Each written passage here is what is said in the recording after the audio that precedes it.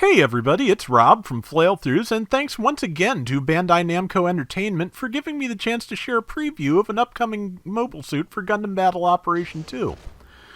This time we've got the Sinanju Stein, which is a 4-star that should go live with this week's update on October 27th, and it brings some interesting new abilities to the game.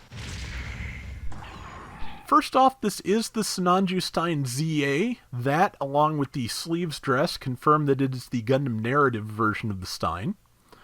It is a 700 cost raid. It will be a 4-star in the final release. The 1-star rarity shown here is preliminary. The stats are also preliminary and may change before release, but here's what we're looking at right now. It is a ground and space use, cost 700 raid with space compatibility, so slightly more boost efficient and all that in space.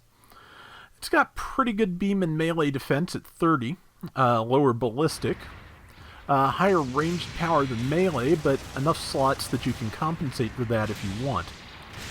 Armaments are pretty straightforward, but effective looking.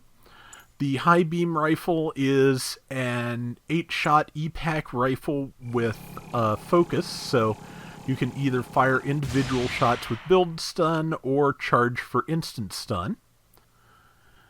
The beam saber is pretty standard, but as noted, it is capable of using a heavy attack, so we'll get to the specifics of that further in. The Vulcans and the Sinanju Bazooka are both fairly standard looking.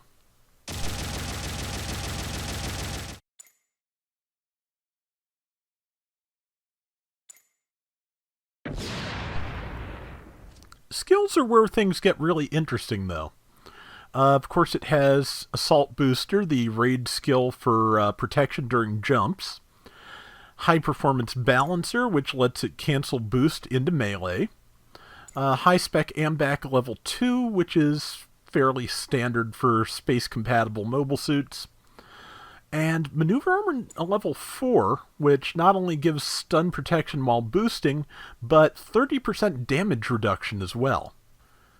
Forced Injector level 3 should let you change directions while boosting multiple times and be fairly fuel efficient. And so that will keep you moving and presumably in maneuver armor. So that's good.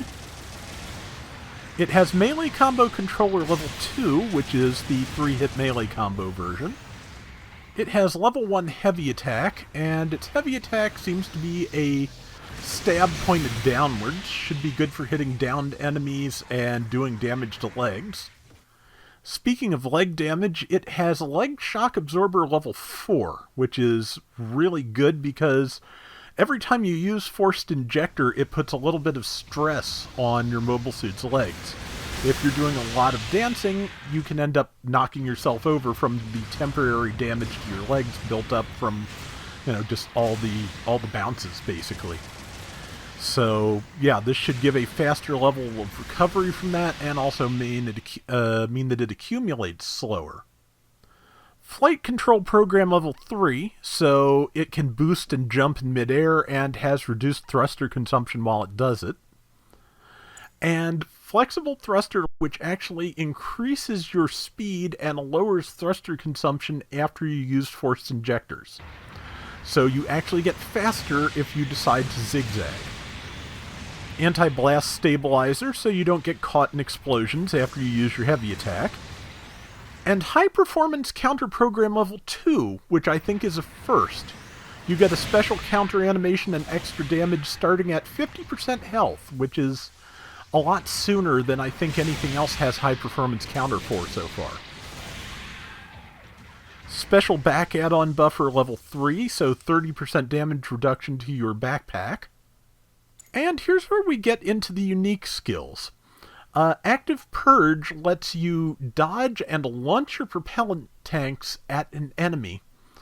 So basically turn them into a weapon. After you do that, you are faster because you're not carrying them, but also have higher thruster consumption because you're not carrying their fuel. So that's going to be interesting. It's also the only evasive move that the Stein has because it does not have any levels of emergency evasion control. And lastly, Psycho Frame Resonance Z, which does a bunch of interesting things. First off, it halves the time it takes to charge your heavy attack. It also means that you take half melee damage, and it increases your melee damage besides.